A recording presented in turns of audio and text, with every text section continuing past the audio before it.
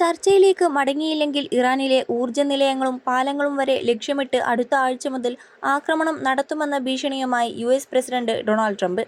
യുഎസുമായി കരാറിൽ എത്തിയില്ലെങ്കിൽ ആരും ബാക്കിയുണ്ടാവില്ലെന്ന കൊലവിളിയും ട്രംപ് നടത്തി.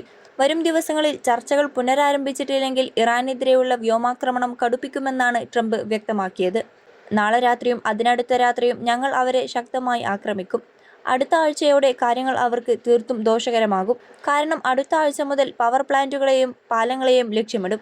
ചർച്ചയ്ക്ക് അവർ തയ്യാറായില്ലെങ്കിൽ അവിടുത്തെ എല്ലാ ഊർജ്ജ നിലയങ്ങളും പാലങ്ങളും ഞങ്ങൾ തകർക്കും, ട്രംപ് ഫോക്സ് ന്യൂസിന് നൽകിയ അഭിമുഖത്തിൽ പറഞ്ഞു.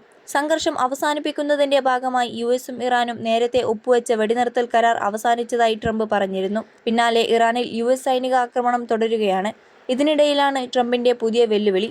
യുഎസിന്റെയും ഇറാന്റെയും പ്രതിനിധികൾ തമ്മിൽ ഇപ്പോഴും ആശയവിനിമയം നടത്തുന്നുണ്ടെങ്കിലും ഹോർമുസ് കടലിടുക്കിലൂടെയുള്ള കപ്പൽ ഗതാഗതം തടസ്സപ്പെടുത്തുന്നത് ഇറാൻ നിർത്താതെ ചർച്ചകളിൽ പുരോഗതി ഉണ്ടാകില്ലെന്ന നിലപാടിലാണ് ട്രംപ് ഭരണകൂടം. ഇറാനിലെ സൈനിക നീക്കം എത്രകാലം നീണ്ടുനിൽക്കുമെന്ന ചോദ്യത്തിന് താൻ മറ്റൊരു തീരുമാനം എടുക്കുന്നതുവരെ ആക്രമണം തുടരുമെന്നാണ് യുഎസ് പ്രസിഡന്റ് മറുപടി നൽകിയത്. ഇറാനിലേക്ക് യുഎസ് കരസേനയെ അയക്കുന്ന കാര്യം പൂർണ്ണമായും തള്ളിക്കളയാനാകില്ലെന്നും ട്രംപ് കൂട്ടിച്ചേർത്തു. ചിലപ്പോൾ കരസേനാ നീക്കം ആവശ്യമായി വരും എന്നാണ് ട്രംപ് പറഞ്ഞത്. 21 ലക്ഷത്തോളം സന്തുഷ്ടരായ ഉപഭോക്താക്കളും 2 ലക്ഷത്തോളം തിമിര ശസ്ത്രക്രിയകളും പൂർത്തിയാക്കിയ മലബാറിലെ ഏക കണ്ണാശുപത്രി Alsalama eye hospital, hospital road, Perinthalmanna. യുഎസുമായി കരാറിലെത്താൻ ഇറാനുമേൽ സമ്മർദ്ദം ശക്തമാക്കുകയാണ് ട്രംപ്.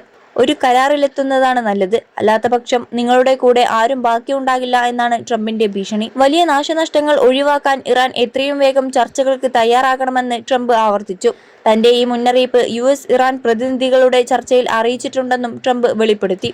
ഇറാൻ തുറമുഖങ്ങളിലേക്കുള്ള കപ്പൽ ഗതാഗതത്തിന്മേൽ നാവികോപരോധം പുനരാരംഭിച്ചതായി യുഎസ് സെൻട്രൽ കമാൻഡ് അറിയിച്ചതിന് തൊട്ടുപിന്നാലെയാണ് ട്രംപിന്റെ പുതിയ വെല്ലുവിളി.